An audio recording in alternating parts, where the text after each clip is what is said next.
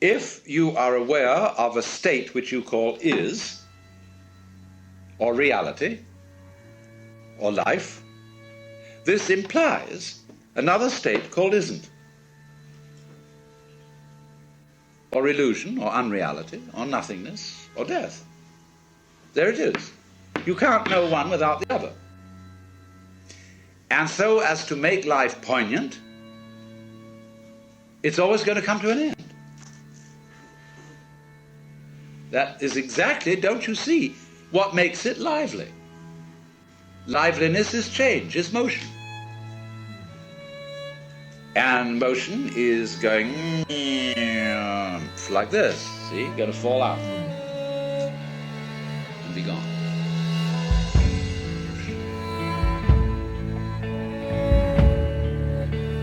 So, you see, you're always at the place where you always are. Only it keeps appearing to change. And you think, wowee, a little further on we'll get that thing.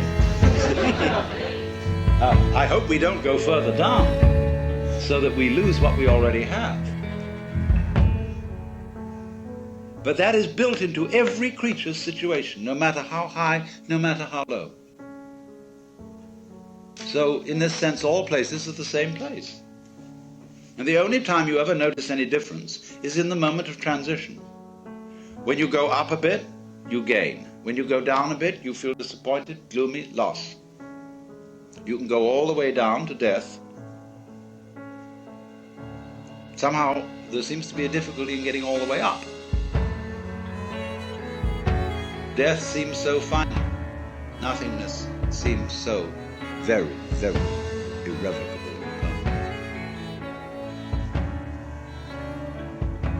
But then if it is, what about the nothingness that was before you started? So don't you see, what we've left out of our logic, and this is part of the game rule of the game that we're playing, the way we hoodwink ourselves is by attributing powerlessness to nothingness.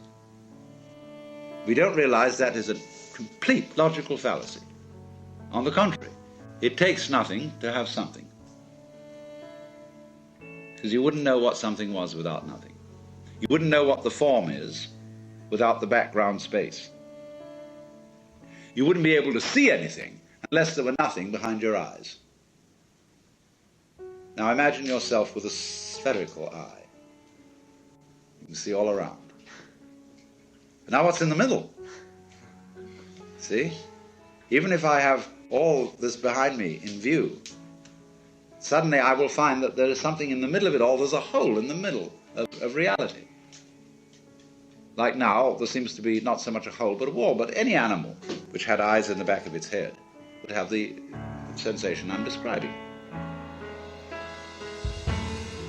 Now, you may say to me, well, all that's wishful thinking.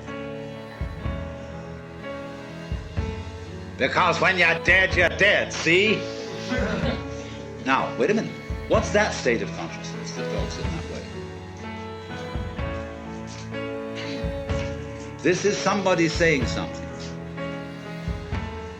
who wants to make a point. Now, what point does that sort of person want to make? Like when you're dead, see? Why, that's one of the people who want to rule the world. It's to frighten you about death. Death is real, see? I mean, don't indulge in wishful thinking.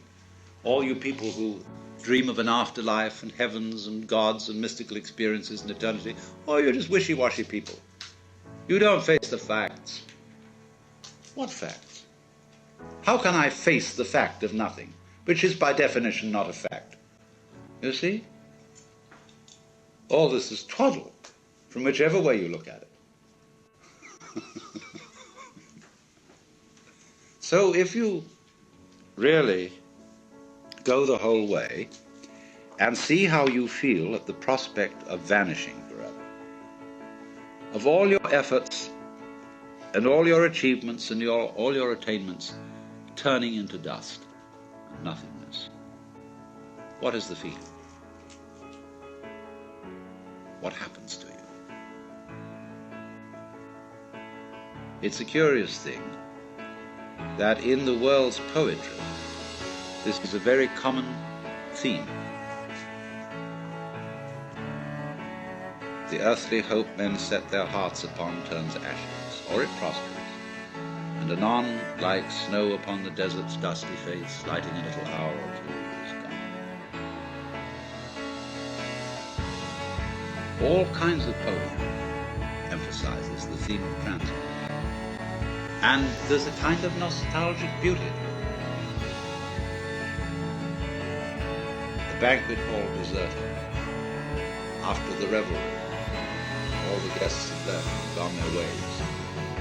The table with overturned glasses, crumpled napkins, breadcrumbs, dirty knives and forks, that's it. And the laughter echoes only in one's mind.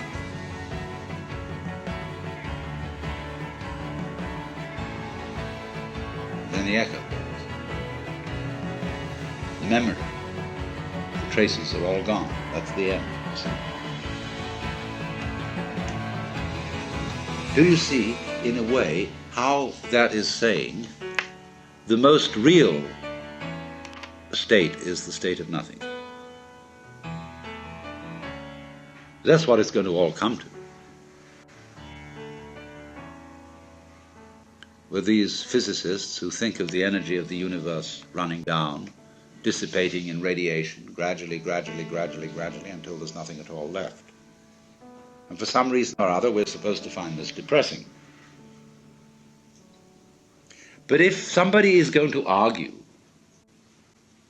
that the basic reality is nothingness, where does all this come from? Obviously from nothingness. Once again, you get how it looks behind your eyes. See? So cheer up, you see. This is what is meant in Buddhist philosophy by saying we are all basically nothing. When the sixth patriarch says the essence of your mind, that's how it is behind your eyes, is intrinsically pure.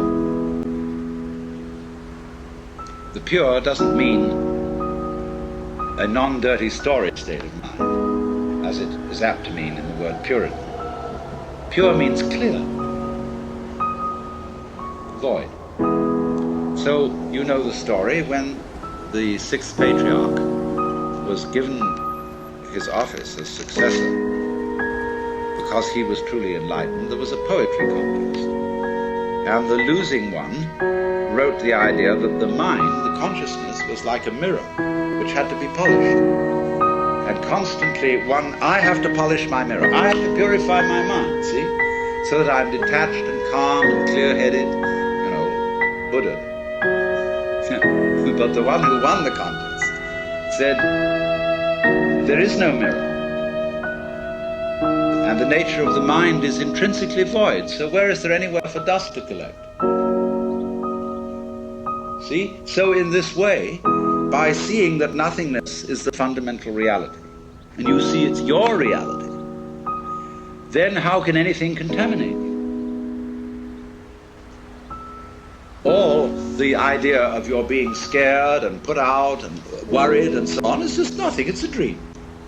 Because you're really nothing. But this is the most incredible nothing. And the sixth patriarch, likewise, went on to contrast emptiness of indifference, which is sort of blank emptiness. See? If you think of this nothingness as mere blankness, and you hold on to the idea of blankness, and kind of grisly about it, you haven't understood it. He said nothingness is really like the nothingness of space, which contains the whole universe. All the sun, moon, and stars, and the mountains and rivers, and the good men and the bad men, and the animals and the insects, the whole bit, all are contained in void. So out of this void comes everything, and you're it. What else could you be?